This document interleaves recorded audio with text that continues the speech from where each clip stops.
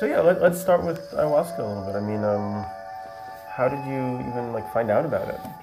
I think about 20 years ago, it was something in the underground. You know, people were talking, and I know people on the scenes. And this is something you really have to try. And I was intrigued, and I was in Brazil, and just made a few phone calls, kind of discreetly, because I didn't know, if it was criminal or what. But I made some discreet calls, and I met somebody on the street in Copacabana, and Trudy and I, my wife, we got in the back of his car, and we mysteriously led out of Rio through the favelas into the jungle.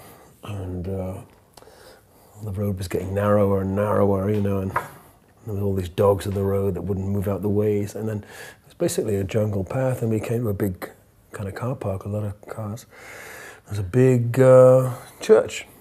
It looked like a church. Anyway, there was a couple of hundred people in there wearing blue coats and green coats and kind of a uniform with stars on them. I thought, oh, this is some kind of cult. And I have sort of was immunized against religion as a child. I was brought up Catholic, and I'm not sure I want to enter a church to have this experience. But nonetheless, we were there, and we sat down in chairs, and they welcomed us, and they handed out this brew, and it's about this much brown liquid. It smelled like something you'd get out of a sump outlet, like disgusting. And Trudy and I looked at each other and said, everybody's drinking it, so we did. I drank it in one. It tasted awful. They handed out some lemon or something to kill the taste, and then we just sat and waited, not really knowing what to expect. And then, after about 40 minutes, my lips started to tingle, and I sort of started to drift off, and then I went into some serious terror, I suppose, not being able to navigate exactly who I was or where I was or what I was. Because when my eyes were shut, I was in this holographic, spinning, geometrical, alien world. Open my eyes, and everybody else is kind of sleeping or in some kind of trance, and I go back. And then I start to feel like vomiting. My whole body is very uncomfortable. I don't vomit. I managed to hold it down, but there's something coursing through every cell in my body, like an intelligence searching everything. And I'm tingling and tingling, and I'm thinking, this is probably the heaviest thing I've ever experienced in my life. Close to a near-death experience. And these geometric shapes keep transforming in incredible colors, and I'm in this extraordinary world, a little bit like that scene in Kubrick's 2001, he's wherever he's going. And then I start to have visions of my life, who I am, me as a baby, me at my conception, believe it or not. This flash of light. And then my parents, my grandparents, I start having what feel like race memories, of visions of ships and war. A lot of terrible misery and pain and battlefields. And I end up in some kind of story where I'm the observer, and I'm watching a man like me, but not me, going through a drama in a war situation where he's being court-martialed for telling his troops not to leave the trench. And then he's shot by the very people he's actually saved. And at this point, I just start crying like a baby. I'm just weeping uncontrollably. And I sort of kind of wake up and I look around, and everybody else is in their own space, so I go back to this world. And then that pain and those tears, they sort of bleed into my relationships with women, the women I've known, my mother, and this whole... I'm basically reassessing my entire life. It's like my life passes before me, as they say happens when you die. So I'm having this death experience. And then this goes on for a good hour. And then I start to sort of navigate and feel kind of comfortable and kind of supported by this experience. Like, it feels like love. I feel deeply protected and whole and utterly connected with myself, with the room. And if I look out of the window into the jungle, connected visually now with every leaf on the tree by a line of energy and the stars. And I am wired to the entire cosmos. I look at the ground and I see a crack in the ground, and then inside that crack there's a little flower growing, and that's my brother. Everything, stone, inanimate chairs, pieces of plastic, I'm completely and utterly connected to. And I realize for the first time this is the only genuine religious experience I've ever had. I paid lip service to religious experience as a child, going to Catholic school and church and thinking, okay, maybe something will happen if I pray long enough, but nothing ever did. This is genuinely ontological, I think is the word. It's absolutely astounding. I'm amazed by what's happening in my mind, and it's given me this place in my mind where I realize that we are actually eternal, and there's no end to this mind. And I realize everyone else in the room is going through the same thing. While I was going through the terror part, the painful part, the violence and everything, I looked across at Trudy, who was having a beatific, or seems to be having a beatific vision. It looks like she's in heaven. But meeting the celebrants in this communion afterwards, and hearing them talk and feeling part of this brotherhood, it made me realize that it is communion, this direct access to the Godhead, whatever you think that is. I have no idea what it is, but there's definitely an intelligence, a higher intelligence and an ethical intelligence at work in you during this experience.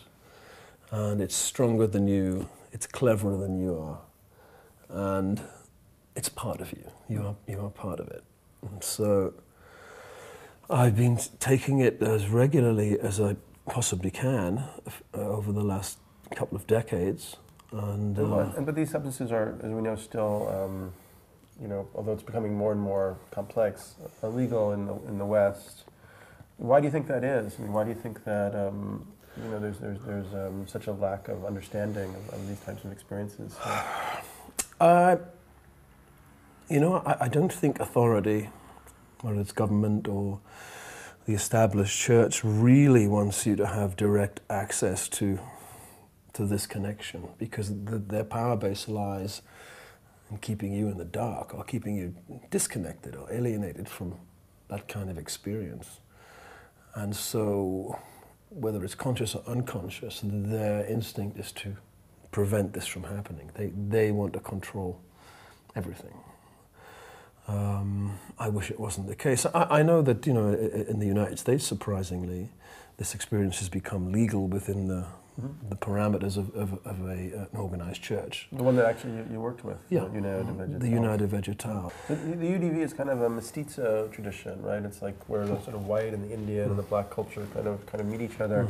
You also have had the opportunity to drink ayahuasca with more of like the indigenous people. How was those experiences? How were they different? What did you gain from them?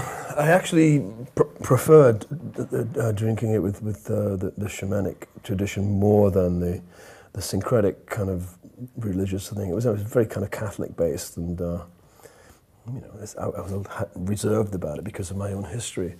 But drinking it in the jungle with Shwara, I think was the name of the tribe.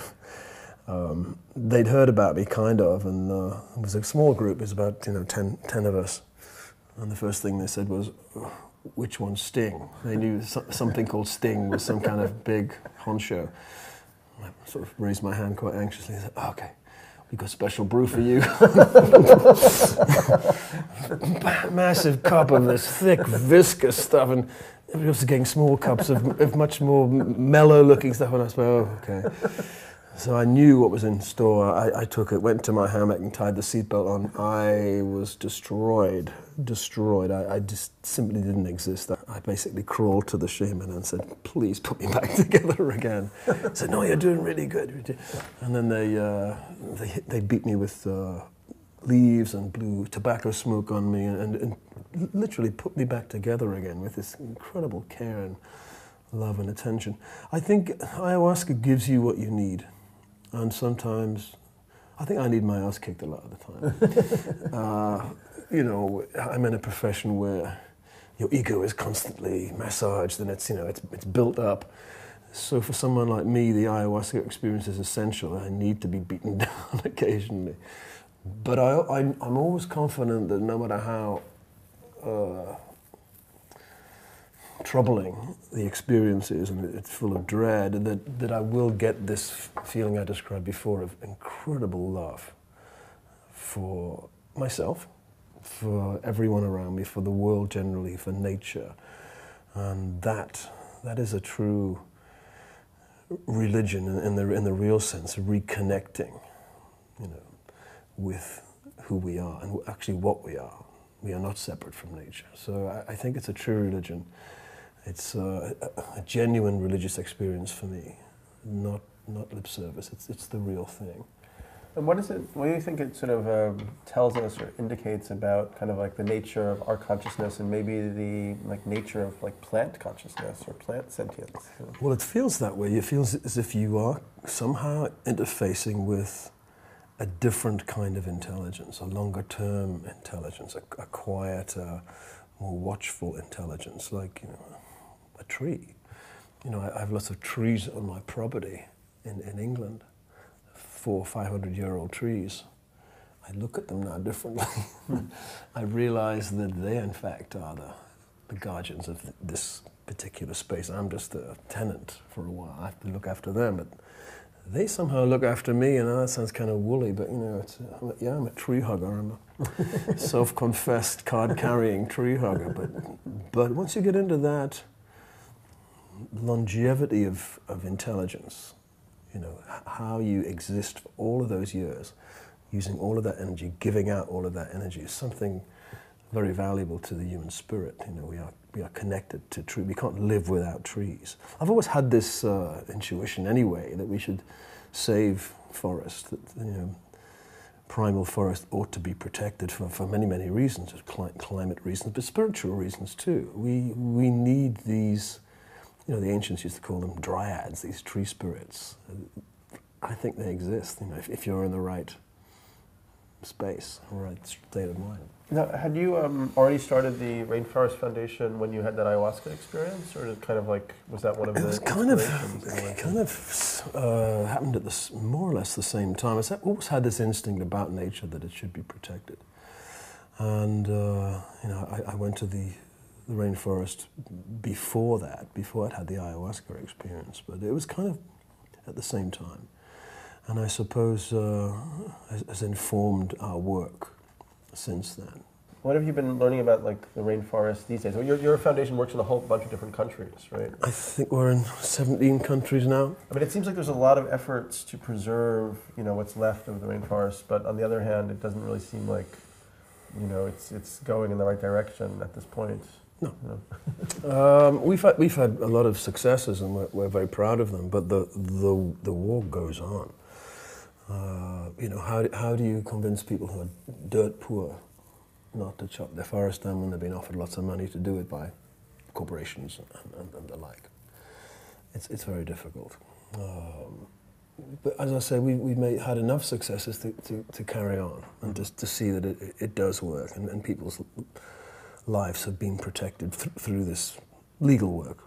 And, really. And Trudy's been working on a film about the oil companies down there. She's been in Ecuador for the past year, dealing with the aftermath of big American oil companies' work there, leaving more toxic waste than Exxon Valdez left. and cancer is rife. People have no fresh water. The fish are dead. They can't grow food. There is oil everywhere. Babies are given, because there's no other choice, water that's polluted with oil, and the cancer levels are out of. This is a big legal case at the moment. They made. I mean, probably still in the U.S., most people, or maybe even in Europe, most people really don't have much idea what happens to these environments when the oil companies come in to supply this.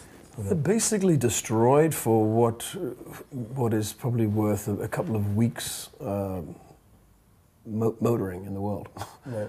And then you lose something that is priceless and has been there for millions of years and will never be replaced, all for the sake of driving a car. You know, I drive a car, I drive in planes, I'm as guilty as everybody. I'm more aware now of where that comes from, and the actual price of it is, we need to stop. So I'd written this book, as you know, about 2012 as some kind of like transformation point, potentially. I mean, what do you think about that as a concept? I mean, do you feel that we're moving towards some kind of make or break changeover point? Well, here we are in 2008, and the economy looks like it has no bottom. There's no bottom to it. But on the other side, I don't think there's any ceiling to it either. I think the potential in this time is enormous. And as you say, it's a time for transformation, and as you say in your book, apocalypse means uncovering. It doesn't mean necessarily disaster. It means uncovering of reality. So we're facing reality, and I don't think there's a better time to be alive. I think it's incredibly exciting. I think most of the souls are on the planet right now because everybody wants to have a front seat in this apocalypse, this thing that's going to happen. But you know, it's a gradual uncovering of reality, and I think we can only really welcome that and be optimistic about it. With some reservations. We don't want to destroy ourselves, but we can see it as an opportunity to change and change the way we live and the way we interface with the planet. You know, which goes back to my Ayahuasca experience. Really, being connected to it and living a genuinely connected life. And it's not easy in the modern world. You know, we all pollute the planet. I mean, you come into contact with like so many communities from all like the traveling and touring and all this stuff. I mean, like the Hollywood community and the rock and roll community. Do you feel that there is some kind of development or evolution of like awareness, consciousness, like more sustainable behavior patterns? I think more and more people in my industry are part of that movement. And I think we've gotten over the idea that if you say you're for a cause, you're just some sort of self-serving, fantasist. That it's all about your ego, or it's all about being more famous or whatever. I think we're over that. Everyone realizes that we are in crisis, and everyone has a part to play, even celebrities. So the work I do tends to be less visible. I prefer, we raise funds, but I stay away from the front line. I stay away from the cameras, because it's not helpful sometimes. As a celebrity, you can actually bring a lot of attention to a subject, and you can point at the moon, but people will be looking at your finger. As a celebrity, finger pointing at the obvious, So I raise funds. I leave the very complex work at the front line to experts. We're an NGO with some very, very able professional help, so that they don't need a celebrity on the front line. So to such an extent, I've been doing yoga now for well over 20 years, and I think it's given me another lease of feeling like a young, virile man. I'm 57. I feel like I'm 20. Mm-hmm. I have the energy of a 20-year-old, and that same kind of lust for life that I had then. I think largely through yoga, through being open to experiences rather than closing off and saying, I'm now finished. Mm-hmm. Mm-hmm. I consider myself, always have done, a student or a work in progress. Learning stuff interests me, and I think it's that mental thing of being willing to be out of your comfort zone a lot of the time to learn. I'm doing an opera at the moment in Paris. Not because I have any hubristic sense that I'm, now an opera singer at all. It's just I've been given the opportunity to learn something, performing on stage in costume, acting, not bumping into the furniture, and singing at the same time, to learn. And it's just taking yourself out of the comfort zone. It's like ayahuasca. You put yourself in the position of the pupil, and the master will come and bring you for a while, and then something new will appear, something will transform. I believe in that, and I think that's the secret to life. How much yoga do you do these days? Well, I do yoga and Pilates as an hour or two a cross day. training. Yeah. I do 2 hours a day, and I'm pretty fit. Yeah. Sure, But I couldn't do my job if I wasn't. What? I'm sure you could beat me up in a minute. I wouldn't do that. No, I'm very peaceful.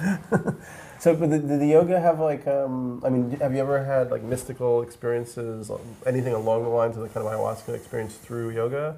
Or is it more just like a calming, meditative? I mean, what kind of benefits do people get from a dedicated yoga practice? I've done Ashtanga yoga for many years, and it's a pretty militant form of yoga.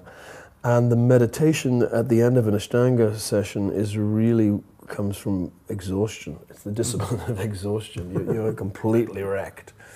And then you just sit quietly, and you do enter an alpha state. It's not as, for me, it's not as profound as the ayahuasca experience. Nonetheless, I can see how, by extension, you just keep doing that, and you can get to the same place, the same way you can do by fasting or meditation or whatever. But we're all going to the same area of the brain where we access this idea of the eternal, and that's really the goal, to realize that there's a continuum from the beginning to the end. And in fact, is there an end, or is there a beginning? It just keeps going, and that part of the brain is in all of us. And it's all of the issues that face us. It's pollution or climate change. They're all interrelated. You can't separate anyone from any other. And consciousness is the main one. We're in this oil consciousness. It's a pretty low-level consciousness. We dig the oil, we destroy the environment, we drive our cars and drive planes. That's pretty low level. We need to get to a higher level of consciousness. I think energy is something that can be. I think that the universe is full of energy. It's an energy machine, and we're just relating to this tiny way rather inefficient way of getting energy when it's in the air around us. There must be a technology that we can invent, but we have to get to a higher consciousness first to perceive it, and I think we have to do that quickly. As a species, we evolved through crisis. I don't think we would have left the sea if it hadn't been some sort of crisis in the sea. There wasn't enough oxygen in the sea, so we moved out. I think the crisis is there to trip us into the next, literally trip us into the next level of our existence as a species. We may not recognize what that looks like, and I'm not sure how quickly it can happen, but that's how we progress. We put ourselves out of the comfort zone. Mm-hmm. Maybe we do it unconsciously. One thing that's good about yoga, I always think that it's about getting comfortable in uncomfortable spots. Yeah. So it almost becomes, you could have like a yoga of transformation. Yeah. I think, how can I stay in this position longer than 3 seconds? And you end up there for an hour, and you realize that it's actually the most comfortable place you could ever be. But it's just that initial resistance to change, any change. We don't like it, but it's essential.